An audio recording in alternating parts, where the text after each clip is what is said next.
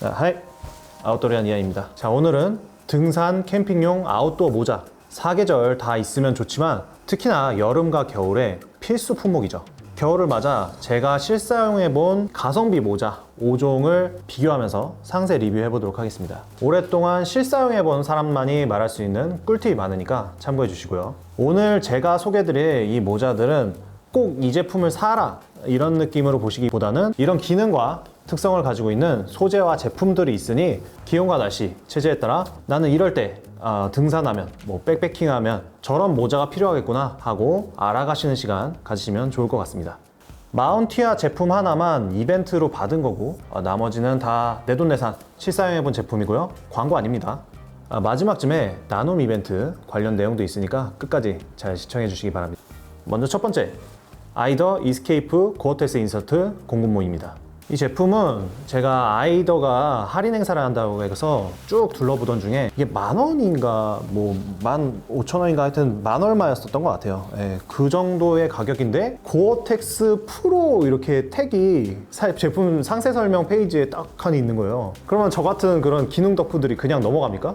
그냥 바로 샀죠. 이 가격에 이러면서. 근데 막상 택배를 받아보니까 이 고어텍스 액세서리스라고 액세서리스라고 써 있습니다. 프로가 아니라 이렇게 통수를 또 빼기를 맞아 버렸고요. 여튼 이 고어텍스 공군모 처음에는 혹한기에 쓰려고 샀습니다. 뭐 겨울에 무슨 책모자냐, 뭐 울비니 뭐 이런 거 써야 되는 거 아니냐 이렇게 생각하실 수 있는데 울비니가 아무리 조금 어느 정도 발수가 된다고 해도 눈이 정말 많이 오면 젖잖아요. 뭐 울이 어느 정도 젖어도 보온이 된다고 해도 어쨌든 안 젖는 게 좋겠죠, 웬만하면. 그렇기 때문에 눈이 많은 날이나 아니면 방풍 같은 경우도 고어텍스가 확실히 더 좋잖아요.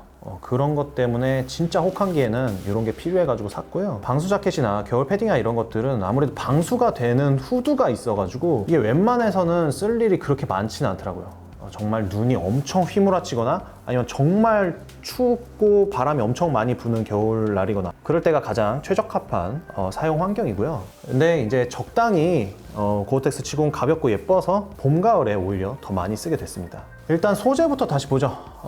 요거는 고어텍스 액세서리인지 프로인지 프로덕트인지 정체 모를 고어텍스입니다. 아니 상품 설명하고 택하고 상세 설명 이미지하고 다 다르면은 도대체 뭘 믿으라는 거야. 미스테리해요. 근데 이게 고어텍스니까 수습이 아무리 된다고 쳐도 뭐 메쉬 소재로 된 그런 모자들보다는 아무래도 좀 답답한 면이 있어요. 이제 습기가 차니까 열이 되고 그래서 이게 여름에는 별로지만 겨울에는 오히려 이제 열을 가둬주니까 이 안에 가둬주니까 좀 보온도 되고 그런 면에서는 겨울에는 좋습니다. 생긴 거는 조금 시원해가지고 여름 모자처럼 생겼는데 겨울에가 오히려 더 적합해요.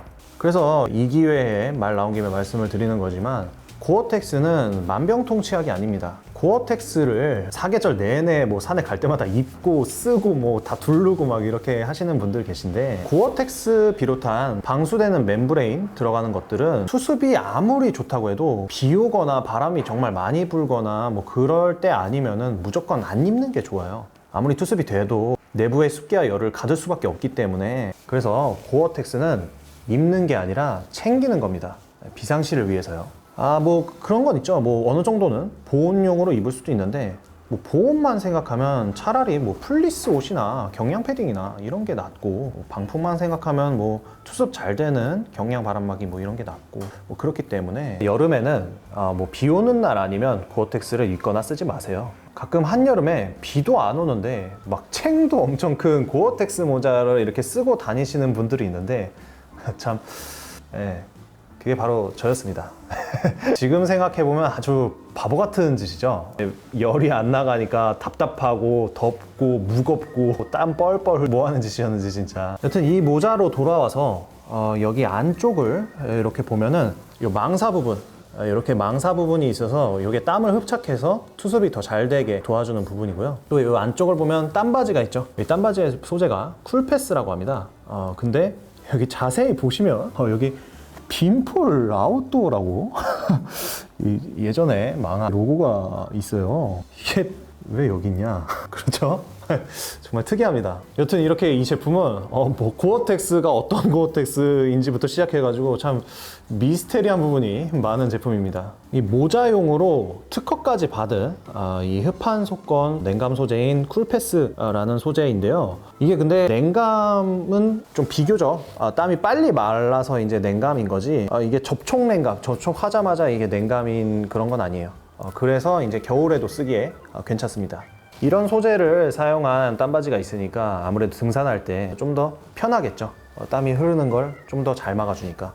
이게 그리고 디자인적으로 또 마음에 드는 게, 이게 이렇게 보시면은 면질감이잖아요. 면질감. 그냥 보기에는 면질감인데 여기 또 고어텍스니까 이게 발수나 방수가 되니까 그런 면에서 좀 저는 마음에 들고요. 이 뒷부분 보시면 이렇게 누르면 쉽게 풀리는 이런 버클 형식이라서 이런 부분에서도 가방에 이렇게 편하게 달 수 있잖아요. 좋습니다. 그래서 이 제품 봄, 가을, 그리고 여름, 장마철, 겨울 혹한기용으로 아주 잘 쓰고 있는 제품이고요. 모자 레이어링 파라크라바 울비니 고어텍스 모자, 이것도 혹한기 아주 악천후에서 등산할 때나 백패킹에서 최대한의 보온이 필요할 때 모자도 레이어링 합니다. 이렇게 모자 레이어링 한다는 거 알아두시면 될 것 같습니다. 뿅. 근데 이 제품의 가장 큰 단점이 뭐냐면, 이 부분은 고어텍스가 적용이 돼가지고 방수가 되는데 이 챙 부분은 방수가 안 돼요. 근데 이 챙 부분이 뭐 방수가 될 필요가 있냐, 그게 뭔 문제냐 라고 말씀하실 수 있는데 저도 그렇게 생각을 했습니다. 근데 저 땀쟁이는 땀바지가 이렇게 있어서 기능을 한다고 해도 땀을 워낙 많이 흘리니까 이게 땀이 여기는 방수가 되니까 이쪽으로는 안 가는데 이 아래로 이렇게 흘러와 가지고 이 챙이 그냥 땀으로 다 젖어버리는데, 그러다가 이제 땀이 말라버리면 여기 보시면 여기 이렇게 소금층이 이렇게 생겨버려요. 이게 소금층이 생겨버려가지고 이게 무슨 할슈타트도 아니고, 이 점이 좀 단점입니다. 그래서 여러분은 방수 모자 사실 때 꼭 이 앞쪽까지 방수 발수 처리가 돼 있는 모자를 사세요. 사실 저도 그런 모자를 샀긴 샀거든요. 근데 여러분들께 제가 나눔 이벤트 하려고 그 모자는 지금 안 쓰고 있습니다. 제가 나눠드릴 모자는 이 영상 뒷부분에 제가 소개해드릴 예정입니다. 두 번째 소개해드릴 제품은 이 나우어데이즈의 메리노울 비니입니다. 여러분, 겨울에는 비니가 최고예요. 일단 두터워서 보온이 좋고 여차하면 내려가지고 귀까지 덮어줄 수 있죠. 근데 이제 보통 일반 비니는 주로 아크릴하고 나일론을 조합한 그런 제품들이 많거든요. 뭐 일상에서는 그런 걸로도 충분하죠. 근데 우리는 아웃도어 환경에서 쓰려고 사는 거니까 그런 거 사지 마시고 이런 울 제품으로 사세요. 보온도 잘 되고 어느 정도 발수도 되고 젖어도 보온이 어느 정도 되고, 이런 울 제품의 특성 같은 경우에는 제가 예전에 영상으로 아주 자세히 설명을 해놨으니까 제가 여기다 띄워드릴 테니까 참고해 보시고요. 울이면 좋고 뭐 메리노 울이라면 더더욱 좋겠죠. 근데 아무래도 메리노 울이면 더 비싸니까 우리가 좀 망설이게 되는 거잖아요. 근데 이젠 더 이상 망설이지 않으셔도 됩니다. 요 메리노 울 비니는 2만원도 안 해요. 기본가 16,000원에 할인받으면 15,000원 정도 밖에 안 하는데 그냥 울도 아니에요. 메리노 울입니다. 이 가격에 메리노 울인 걸 믿을 수가 있나, 그런 생각이 들 정도로 너무 파격적으로 저렴하죠. 뭐 사실은 메리노 울이 가공이 좀 힘든 거지 뭐 캐시미어나 뭐 그런 것들처럼 메리노 울 자체가 비싼 소재는 아니거든요. 그렇다고 하더라도 일반 울보다는 가격이 좀 있긴 한데 정말 의심스러울 정도로 저렴하긴 합니다. 그리고 이제 아무래도 원가를 낮추려는 제품들은 아크릴을 좀 섞는데 이거는 아크릴도 전혀 섞지 않고 내구성을 좀 올리기 위해서 나일론 섞은 것 빼고는, 근데 사실 이게 두꺼운 실로 짜였기 때문에 이게 그냥 육안으로 봐서는 일반 울인지 메리노 울인지 저 같은 비전문가는 알기는 솔직히 좀 힘들어요. 제가 확실히 일반 소비자로서 말씀드릴 수 있는 거는 뭐 스마트 울이나 단터프에서 나오는 메리노 양말이나 뭐 파타고니아나 랩이나 뭐 그런 데서 나오는 그런 메리노 그런 속옷, 이런 것보다는 이게 좀 더 거칠긴 합니다. 확실히 거칠긴 한데 그렇다고 해서 일반 울만큼 거칠진 않아요. 딱 그 중간 정도의 촉감인 것 같습니다. 그래서 이 부드러움의 차이가 이 메리노울의 퍼센트 차이라기엔 이것도 메리노울이 80%잖아요. 그래서 오히려 웬만한 스마트울 양말보다 더 메리노울 함량이 높기 때문에 또 퍼센트 차이는 아니고요. 그래서 저는 뭐 여튼 이미 샀으니 메리놀이라고 믿고 싶어요.